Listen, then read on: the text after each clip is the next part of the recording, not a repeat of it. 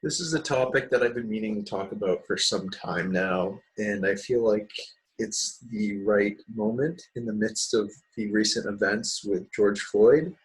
And I think this is something that most people dare not step into because there are so many tripwires that they could basically set off the whole minefield. And I understand why people don't go into this topic in any depth or really trying to cover the numerous facets of it. Race in the United States or in the world in general is a tough topic, and I think a lot of people, even if they have nuanced feelings about it, lack the capacity to articulate it very precisely. And that can be dangerous because we all know that today, on any topic of such importance, you're going to be jumped on if you misspeak. And I think that everybody is afraid.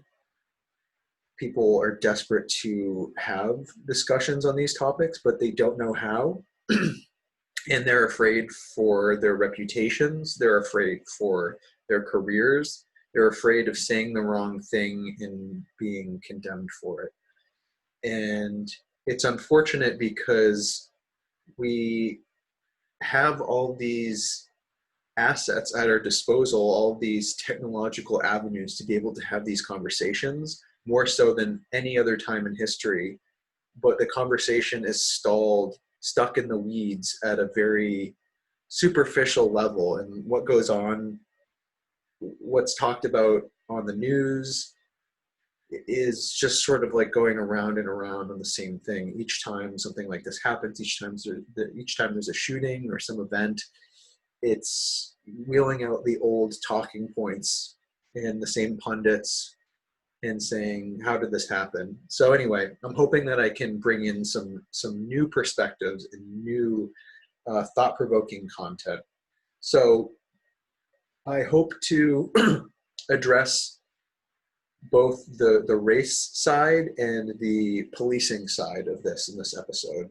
And I'll start, I suppose, with the history in this country of African Americans. And I think that we know the basics of, okay, slavery, and then after slavery, you have this theoretical emancipation, but it's not really an emancipation because you have Jim Crow, you have segregation, you have horrible conditions that are not exactly slavery, but are equivalent to being treated terribly and not having full rights as a citizen. So most of us are familiar with those aspects.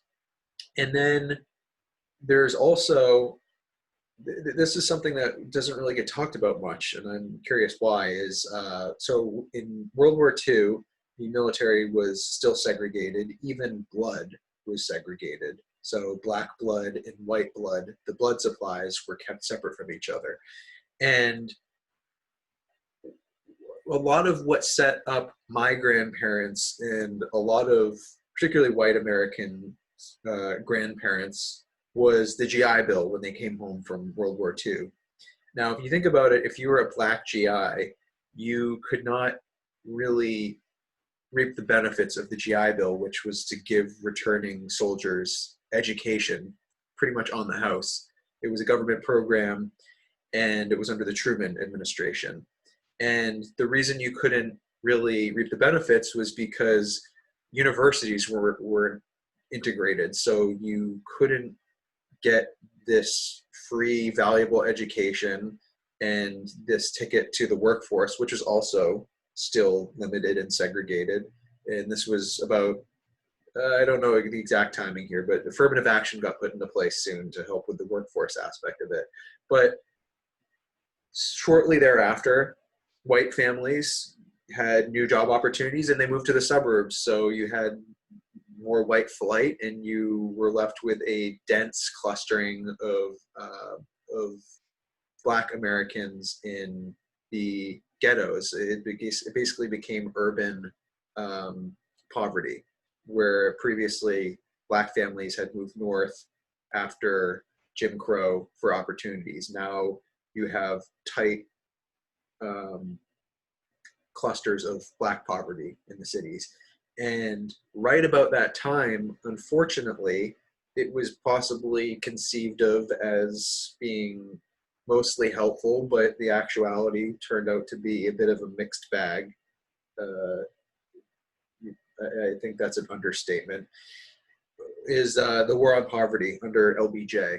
And the idea was, let's have a welfare program, and particularly to help urban Black poverty. And that had all kinds of unintended consequences, one of which was to incentivize having children for more benefits. Another was to incentivize not having a partner and you get more benefits. And another was to not have additional work or income. Otherwise, if you did have that, if you went above a certain line, you would lose your benefits. So it kept people basically unemployed, and seemingly to people who were highly judgmental and critical of welfare, they saw the people as being lazy.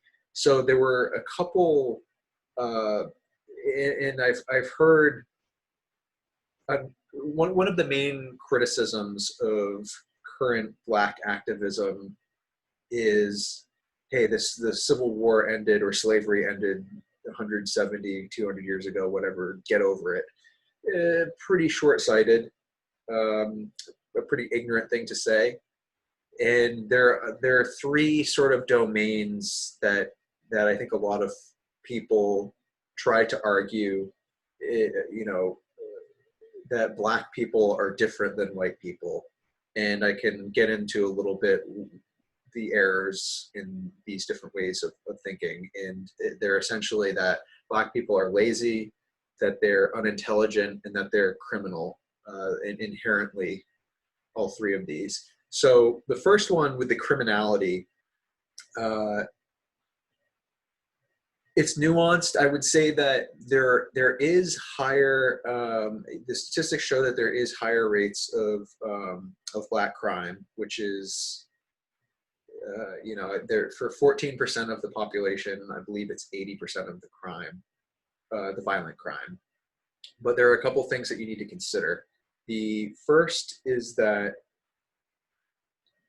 when you have people clustered together, in the cities, you're going to get higher rates of crime when you have people on top of each other living in miserable conditions. I think that one of the major reasons why you don't see comparable white crime, despite the high incidence of white poverty in rural areas, is precisely because those areas are rural. You have people more spread out, they're not on top of each other. If you think about people talking about, well, of course, crime is more dense in the city, it makes sense, right? Because it's like when people misuse statistics to say, well, most shark attacks happen close to land. And it says like, or you listen to that statistic and you say to yourself, well, of course shark attacks happen close to land because that's where people are swimming. It's the same thing with physical encounters between people. Just the sheer number of people living in bad conditions close by each other, you're going to have more interactions, you're going to have more crime. So there's that aspect. The other aspect is the media is around the city. More things are going on in the city in general. So you're going to get a media that's more responsive to urban crime and rates of crime, which might be adjacent to other neighborhoods that are not impoverished. And so that becomes a news story to media consumers. Whereas in the rural areas where, even though theoretically there would be less crime because less people interacting with each other, not on top of each other, there's also less of an incentive for the media to cover it because it's not really much of interest. It's out of the way. It's maybe covered in a local paper or something like that, but it's not national news or anything like that. So you get this distortion effect from the media and from the concentration of urban poverty that makes it seem like Black people are inherently criminal, when in reality, uh, what you're seeing is more circumstantial. So the next thing that I would talk about is the laziness, which I mentioned before, I think is contributed heavily to by, unfortunately, these adverse incentives that were built into the welfare system that came about through the war on poverty. It makes it look like everybody is just trying to be lazy and, uh, you know, get as many benefits from the system as possible, when in reality, the system itself is structured in a way that it encourages people effectively to not have other jobs. Why would you, if you're going to get $15,000 in benefits, and if you make $5,000 of additional money, you lose your benefits, but you're not necessarily there's no clear path to getting $10,000 of additional money, 20,000. There's no, why would you go for that additional money? Why would you work for that additional money? If you go above a certain line, you lose the $15,000, then you're just left with $5,000. It's a basic individual economics that doesn't really make sense. So the third claim, and this is a pretty pernicious one, is about intelligence. And the idea is, Black people are inherently less intelligent than white people, and therefore their capacity to, function in a society, and their capacity to not behave like savages is what's behind the Black-white differences that we see in the United States. And this is a somewhat complex history, and it goes back to really a lot of studies on intelligence, and they were corrupted by attempting to effectively prove Black inferiority. So early on, this was about, I want to say, pre-Civil War. There was a man named Morton. I don't actually know his first name, but he had a collection of human skulls. He was obsessed with skulls of different races from around the world. So he had Asian skulls, Black skulls, white skulls, and he would compare, at this point in time, the intelligence, the intellectual capacity of different people tended to be thought of as being directly connected to the size of the brain.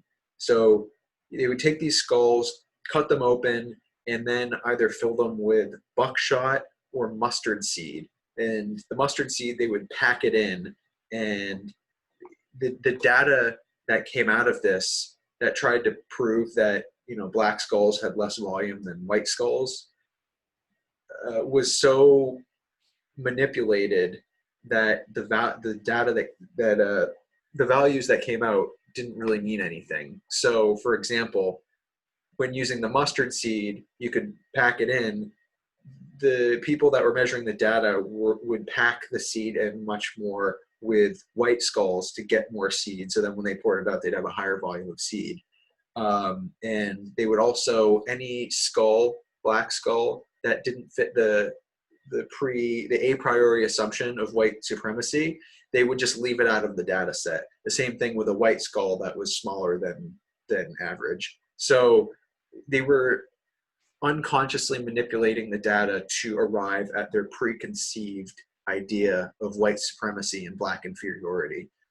The data set that came out of this was directly built upon by later investigations into intelligence. So intelligence shifted from this field called phrenology, which was basically measuring skulls, which was what you saw in, if you have seen Django Unchained, Calvin Candy, Leonardo DiCaprio's character, when he takes out the skull of his former slave, Big Ben, and puts it on the table, and then pulls off the back of it, says these three dimples are submissiveness, and this is the Negro brain. This is the Negro skull in their brain, is they're more submissive. So that whole field of studying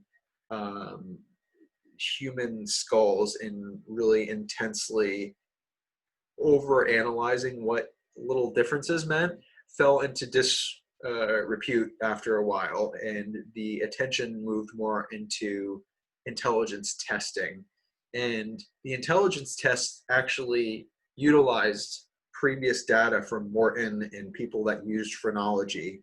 And by the way, phrenology would measure other things like the diameter of the foramen magnum. I believe that's the right term, which is like the hole at the base of the skull, and how posterior or anterior it was. And there were all of these weird ratios that were supposed to mean something and basically didn't mean anything. And they couldn't consistently get them to return the same meaningful result. So they would just manipulate the data more. But anyway, once it shifted more into intelligence testing, they administered these tests to forcefully administered them to World War I veterans and anybody in the armed forces. They weren't consistently administered. The people in the armed forces were coming from all over the world, so there were language barriers. There were all kinds of issues where the testing was not controlled. And so once again, with data, shit in, shit out. So the starting was bad, the finish is bad. And eventually what came out of these intelligence testing batteries for the soldiers was a massive data set, which was the basis for a lot of later intelligence assessment and what eventually became known as IQ. And I'm not going to get too much more into it, other than the fact that I talked about it in an earlier episode. I think it was 2 episodes back. IQ effectively doesn't mean anything. It doesn't actually have value, but the psychological profession is effectively based on it. And there was such intense need to have a quantifiable value of human intelligence to legitimize psychology, and by the military and businesses so that they could assess the intelligence of recruits or hires, that we've just been running with it. And nobody knows what it means. They just know it's repeatable. So anyway, I bring all this up because there has been an intense history, a sinister history with intelligence to try to prove Black inferiority. And it's actually, it's not, it hasn't been proven yet. And it's unlikely to be proven in the future, particularly because anybody that generally tries to pursue something like that has an agenda to begin with. So like getting truly unbiased data is borderline impossible. Okay, so another thing I should mention, which is very, very interesting. This is related to the history of slavery and how, unfortunately, the history of slavery is being co-opted by a lot of activists today, a mix of Black, white, generally progressive activists who want to take it and take a terrible legacy and basically manipulate it so that it can be used as a battering ram against current institutions and issues that activists have against current systems. So there's something called the 1619 Project. And there was a book that was released actually this year in 2020 called the 1619 Project, A Critique. And so what the 1619 Project was a assessment of the impact of slavery by the New York Times that was released about a year ago. And it was a series of essays based around the concept of reinterpreting American history around slavery and seeing that slavery was essential to defining America and creating the wealth that contributed to American development and eventually contributed to capitalism. So the significance of the year 1619 is that that was the year that the first slave arrived in the New World. And So the idea was, instead of having 1776 be the dawn of what defines the United States, they're saying 1619, when the first slave arrived, should be the day. And the two things that I found most interesting, and actually I'd say there are three things. So they try to make a couple of claims, and there are a series of essays in this critique book that basically have a bunch of historians point out, historians from different subject matters, some of them economics, some of them historians of the Civil War or the American Revolution. They all come together and they critique. But the first claim was that basically the American Revolution was fought in defense of slavery, and that was in the original 1619 Project piece. And the critics say that actually that's overblown, and the evidence that was used to support the claim was that there was a proclamation by the British that basically said that anybody that was willing to join the loyalist cause would they would have their slaves. I believe it was that they would have their slaves freed. Any slaves that joined the loyalist cause, I think, would be freed. And so they take the enthusiasm of patriots who joined the American cause to basically be in direct response to the British offering to free slaves. But in reality, that was an overblown piece of propaganda, essentially to encourage more disloyalty from the American cause, when in reality, slavery was still protected in other parts of Britain, and it wasn't until much later that slavery was actually ended there. So there was no, the justification of the claim that the American Revolution was fought over slavery was vastly overblown. It might have been a small component, and some people were seriously concerned with keeping their slaves, but it was much smaller than they were suggesting in this article in the 1619 Project. The second claim is really the biggest criticism in this series of essays, and it's that modern capitalism in the United States is a direct descendant of slavery, and that without the wealth from slavery and the barbarity of slavery, what we have today couldn't exist. So first of all, one of the things that what we have in capitalism today couldn't exist. So one of the first things that they point out is how the claim that increased brutality led to the increased production of cotton during the lead up to the Civil War is actually a false claim, in that in reality what led to increased production, although it may have corresponded with some increased brutality, is experimentation with different strains of the cotton crop, which increased the yield. And the other major thing is that the essay claims that cotton was so integral to the economy at the time that it made up 50% of the GDP.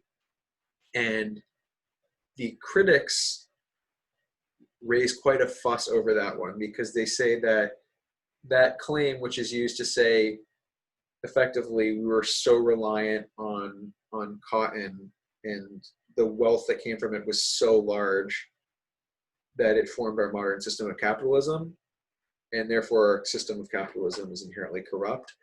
What they're saying is that that's based on Southern propaganda at the time about King Cotton and trying to convince other countries in the world to buy more cotton, and how implying that it is an essential crop and that everybody needs it for clothes, for whatever. That was actually largely a propaganda effort to increase consumption of cotton. And the second thing is that the 50% figure that they arrived at actually isn't even remotely close to what the actual figure of cotton production is relative to GDP. It's actually closer to 5%. and they had arrived at the 50% number by double and triple counting the data, which was already accounted for in the price of the cotton crop. So they made a basic accounting error, and they unfortunately ignored the critique when it was raised that they had made that error because it fit their narrative. And the narrative is to bring about progressive change to the current capitalistic system by trying to taint it with heavy associations with slavery. Now, the second, or the third, I should say, really interesting thing, and this is just a side note I find interesting. It's not really directly related to modern racial politics, but is about Abraham Lincoln. And this is actually where the 1619 Project scholars say that the 1619 Project critics say that the 1619 Project scholars had it right. This is one thing that they said, actually, they were correct here, at least the author of this critique book.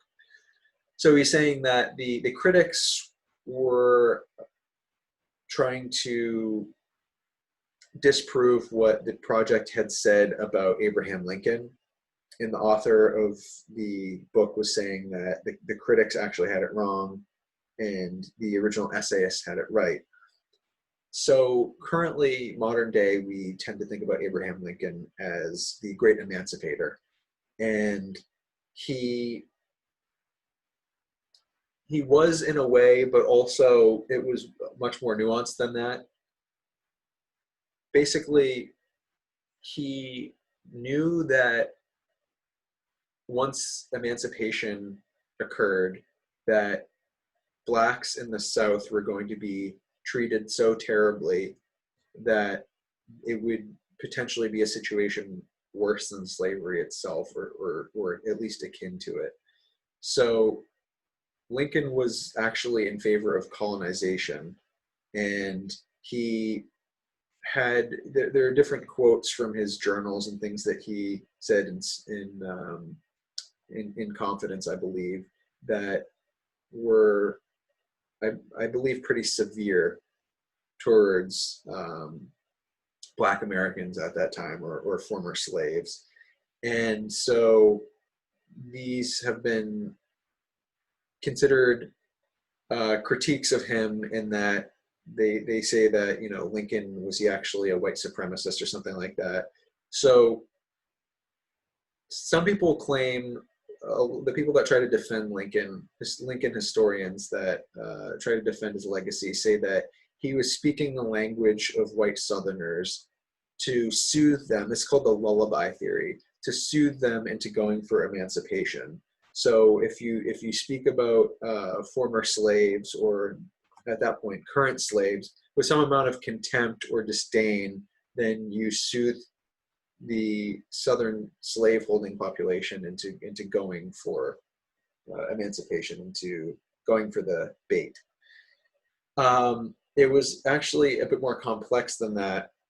He had a whole series of plans worked out surrounding colonization, in the sense of basically sending former slaves out of the United States to either the Caribbean colonies of Europe, where slavery was still active, or to Africa, or to other places, basically to just get rid of the Black population. And people look at that and they say, well, okay, that's pretty messed up. That's like modern white supremacy, talking about an ethno-state.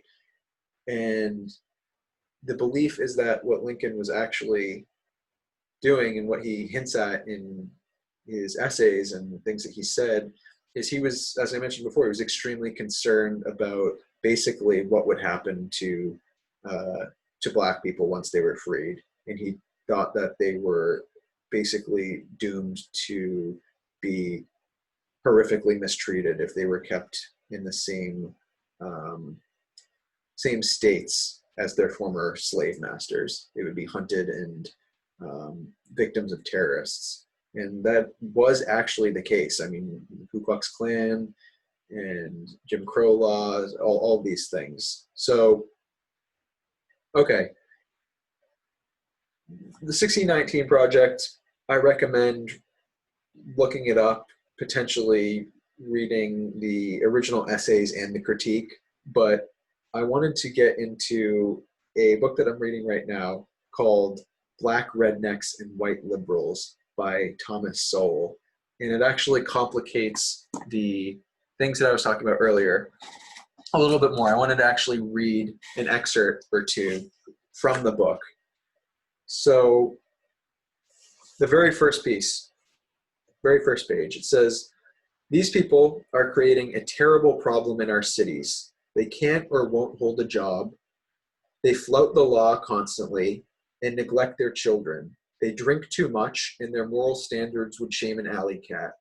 For some reason or other, they absolutely refuse to accommodate themselves to any kind of decent, civilized life." This was said in 1956 in Indianapolis, not about blacks or other minorities, but about poor whites from the South. Interesting, huh? So here's a second entry. It says, "The rednecks or crackers brought with them across the ocean."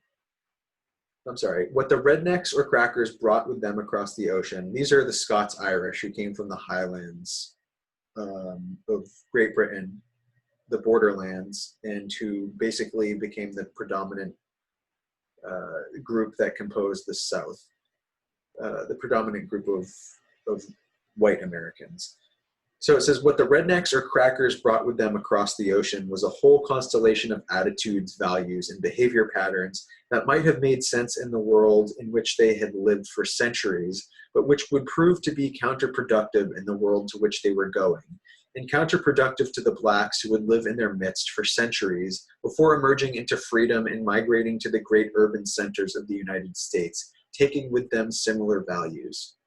The cultural values and social patterns prevalent among Southern whites included an aversion to work, proneness to violence, neglect of education, sexual promiscuity, improvidence. Improvidence is basically not saving money. It's the opposite of frugality. Improvidence, drunkenness, lack of entrepreneurship, reckless searches for excitement, lively music and dance, and a style of religious oratory marked by strident rhetoric, unbridled emotions, and flamboyant imagery. This oratorical style carried over into the political oratory of the region in both the Jim Crow era and the Civil Rights era, and has continued into our own time among Black politicians, preachers, and activists. Touchy pride, vanity, and boastful self-dramatization were also part of this redneck culture among people from regions of Britain where the civilization was the least developed. They boast and lacked self-restraint, Olmsted said, after observing their descendants in the American antebellum South. Well, Professor Grady McWhiney's Cracker Culture, it's a book title, is perhaps the most thorough historical study of the values and behavioral patterns of white Southerners. Many other scholarly studies have turned up very similar patterns, even when they differed in some ways as to the causes. Professor David Hackett, Fisher's Albion Seed, for example, challenges the Celtic connection thesis put forth by Professor McWhiney, but shows many of the same cultural patterns among the same people, both in Britain and the American South. Popular writings of the 19th and 20th centuries have likewise described similar behavior, including the Indianapolis residents' comments on white Southern migrants to that city, which sounds so much like what many have said about ghetto blacks. None of this is meant to claim that these patterns have remained rigidly unchanged over the centuries, or that there are literally no differences between whites and blacks in any aspects of this subculture. However, what is remarkable is how pervasive and how close the similarities have been. Very interesting, huh? And the last thing that I'll say is a third passage. It is...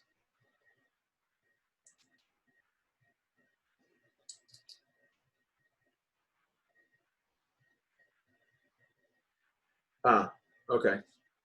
The violence for which white Southerners became most lastingly notorious was lynching. Like other aspects of the redneck and cracker culture, it has often been attributed to race or slavery. In fact, however, most lynching victims in the antebellum South were white. Economic considerations alone would prevent a slave owner from lynching his own slave or tolerating anyone else's doing so. It was only after the Civil War that the emancipated blacks became the principal targets of lynching. So that is some pretty interesting stuff. So there's an irony here because, okay, so what the book is basically saying is that the culture of Southern whites, which they brought themselves from the Irish, Scottish, borderland areas of Great Britain, when they migrated to the South and joined that frontier, is basically the culture that blacks were brought into, African slaves were brought into, and that became the culture that generations of them were raised in. And the argument is that Southern white cracker culture and all of its aspects are effectively what became poor black culture. So the irony is that in the later 20th century, the movement for black identity, what people were claiming was authentically black, quote unquote, was actually heavily derived from Southern white people, poor Southern white people primarily. And it's interesting because often today there are claims of cultural appropriation that are levied, particularly against people who are wearing the wrong Halloween costume or people who are sporting some ethnic or racial garb and or doing some thing that is not of their culture. But black culture has been heavily appropriated from Southern white culture. So there's an interesting melding of cultural elements. And I think it's important to bring this up partly because it can explain some of the attitudes and behaviors that you see in poor black culture today, but also because that can directly relate to what we're seeing with interactions with police.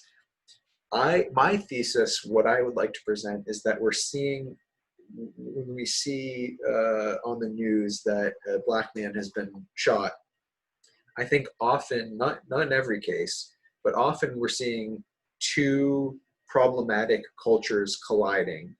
One of them is that culture of honor that I was just describing in those excerpts from the book. The culture of honor is basically intense often proving of masculinity, feeling slighted. So you think about how the white rednecks stereotypically they fight each other all the time. They have the Hatfields and the McCoys, and like if you insult somebody's mother or look at them wrong, they'll form a posse and go out and hunt you and kill you. That's the same culture that you see in inner cities with gangs and gang violence. And unfortunately, I think you also see a lot of that sort of tough guy attitude with the way that particularly young black men consider authority and police presence. And there's understandable chafing about police presence in impoverished black areas because it at some point becomes a form of harassment if you're constantly checking up on those areas and particularly stopping people based on things that are profiling or in my opinion unnecessarily prosecuted a lot of the drug issues. But I think what we're seeing is that culture colliding with the culture of us versus them that modern police are taught when they graduate or as they move through the academy is the heavily militarized policing and us versus them. So you have these two entities, one of which is a racial community and the other is an impoverished racial community, and the other is law enforcement, both of which have chips on their shoulders, institutionally and potentially individually. So institutionally, it'll be what I just talked about, but individually, the chip on the shoulders would be a young black man saying, "Hey, my ancestors have dealt with oppression. I see myself dealing with oppression and kind of like a fuck it attitude, and maybe talking back to the police officer." And then you get maybe a police officer who also has a chip on their shoulder, individual police officer who, maybe they were like the former, they were like a former quarterback or a jock in high school, and they sort of maybe feel like they peaked early. I know this is a stereotype, but and that they like their work as a cop because they get to basically wield authority over people, and they feel like they maybe don't have that there's some insecurity in their life, and they get to wield authority. So when those two things collide, I think that's when you see what we're seeing. And it concerns me because I think that there needs to be reform on both sides. I think that but each side is determined to only see the other side as entirely at fault.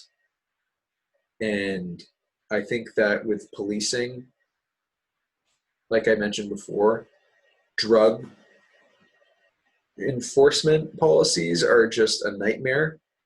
And I think, I sympathize with police as well as blacks, because I see how police basically are expected to be all these things at once. That they're doing things that they're in taking on responsibilities that they're not really truly responsible for. So you have this mission creep of back in the 80s, let's say it was the 80s. I'm not sure if it's exactly then, but I believe it was in the Reagan era. There was an act called Lanterman-Petraeus Short, and it closed mental institutions and basically made it so that the mentally ill were just kind of out on the streets again. And so you'd end up with things like skid rows, and you'd end up with cops basically having to babysit the mentally ill. And the cops are not equipped to deal with the mentally ill. That's not what they're there for. They're meant to deal with crime. And so that's just one example. And then drug laws and the changing nature of policing, where it's not beat cops anymore. It's cops who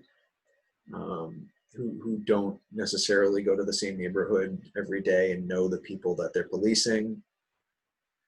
So I think a lot of people who don't understand the nature of police work put a lot of pressure on police to figure it out. The one thing that I would say, not the one thing, but one of the main things that I would critique is that sort of blue wall of silence, where if somebody clearly has done something wrong, and there's a lot of talk about this now, you don't just say, "Oh, protect the brotherhood," and remain entirely insular. You have whistleblowers, and every institution should have that. I think we're dealing with that right now with every institution, where there's institutional corruption, and the people that have seen things go wrong, and that could be whistleblowers, are fearful of their reputations and their jobs. and so they remain silent, and institutional issues and corruption continue to fester. So I think that that culture of silence has started to fall apart a bit, which is great. And I think that we're nearing improvement on drug laws. I think that we still need to have conversations about mental illness. That is for sure. That is absolutely for sure. And there are a couple other policing issues that I think that that still need to be addressed, like civil asset forfeiture. But I really do think that this needs to be more of a broad conversation where, you know, both sides need to say, we need to come together and talk about this, because it's not just purely a only police problem or only black problem.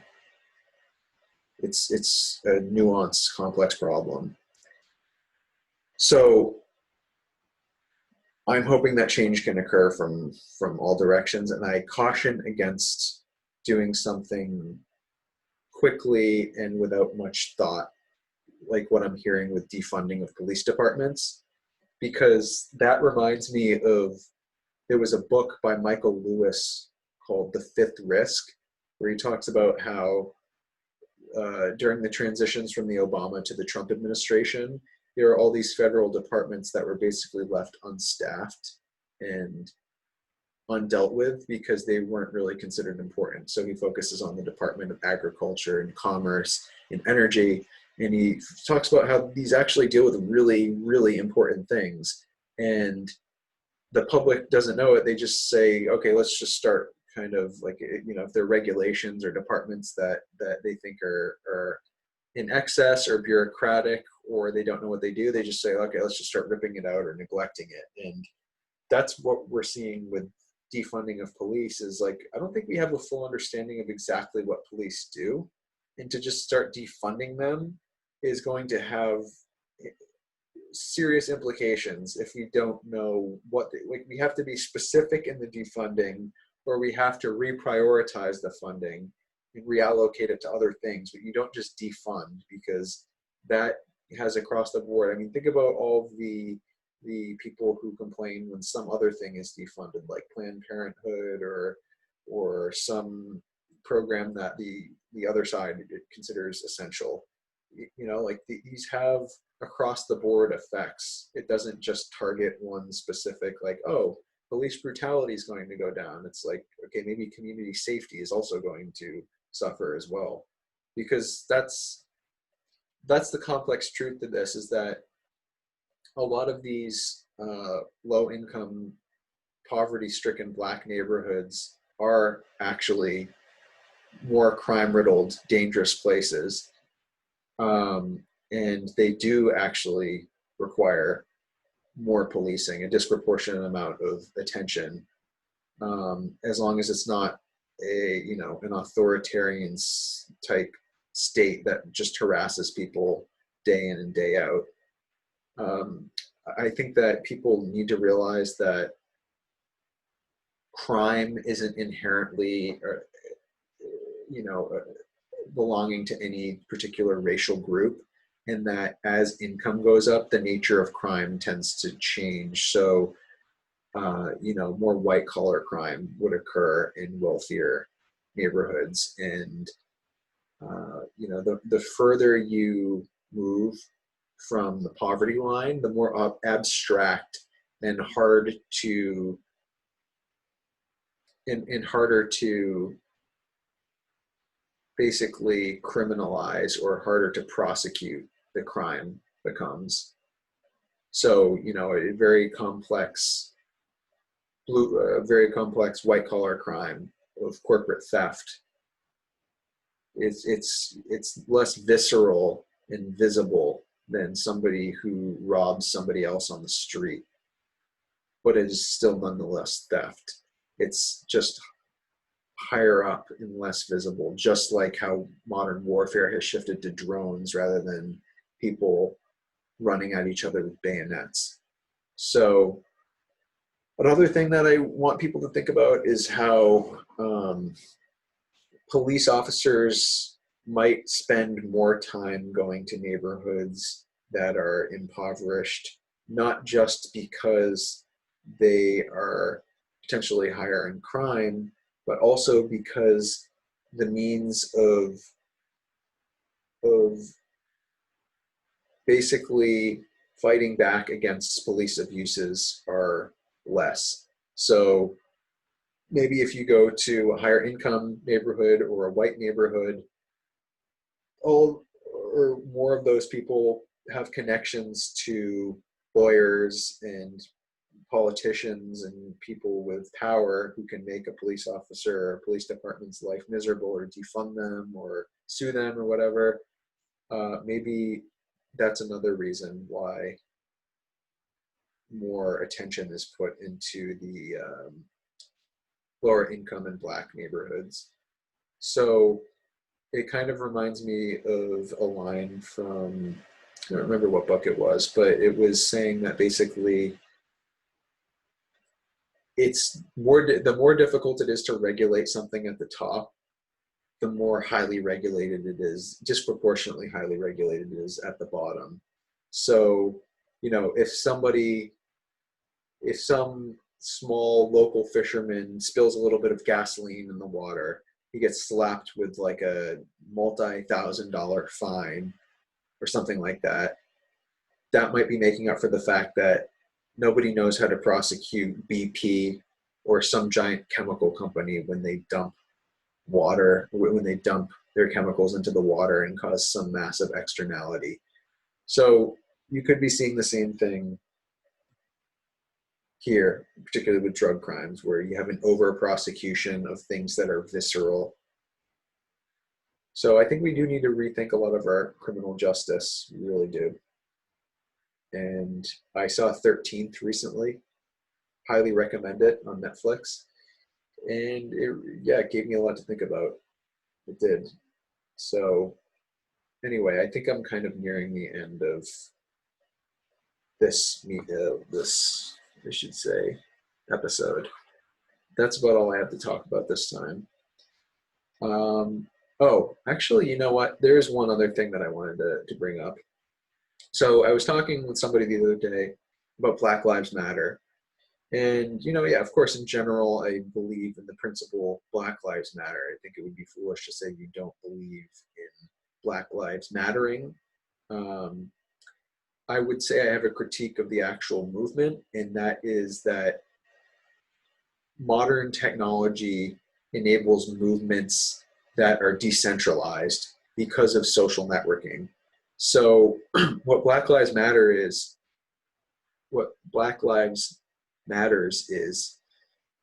is essentially like a franchise of a business or a corporation.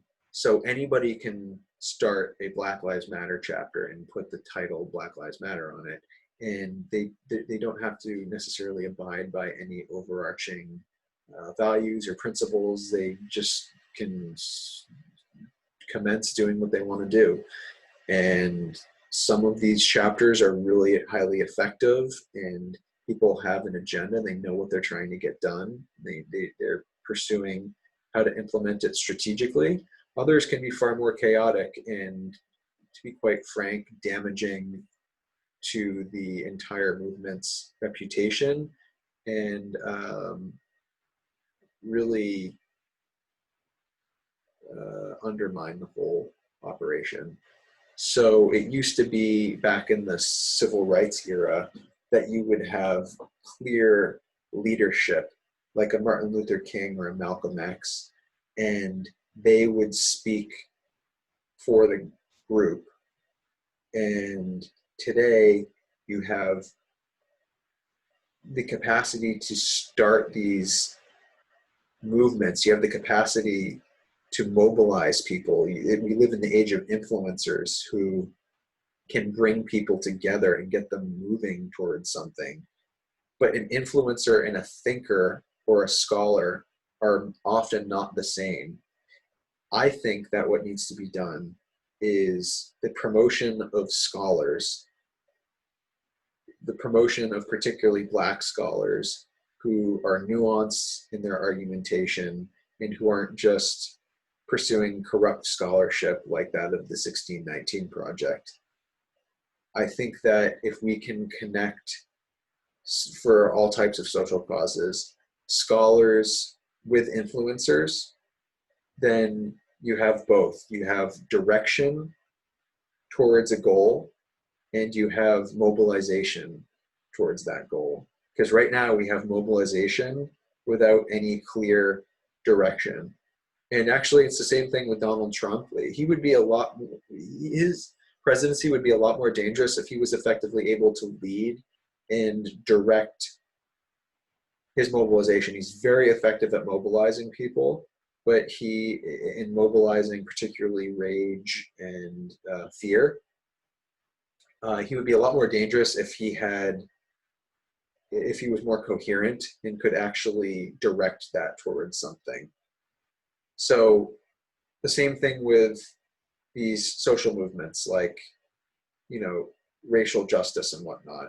If they had more of a coherent message and a plan of action or things that they had wanted to see, and they had people who were designated as leaders or speakers, then it would be less confusing, because we live in the age of information where we lack the capacity to filter. So we need more of a clear understanding of who is speaking for the movement. Because when the movement is left to speak for itself, you get a cacophony of every possible voice, and that means even the people who are not particularly intelligent and who are not particularly articulate of what the aims are.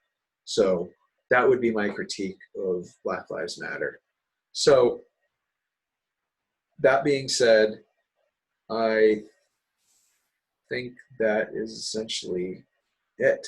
I would say that please check out the Financially Independent podcast, which I was a guest on yesterday. And we talked about similar things. We talked about current politics and race, but this is my more expansive analysis of race. And I could get into other subtopics too, but I think that this is keeping it short. So that's all I've got for you tonight. And the next episode that I'm going to have is going to be about our chemical dependence on the chemical industry. So stay tuned for that. Good night, everybody.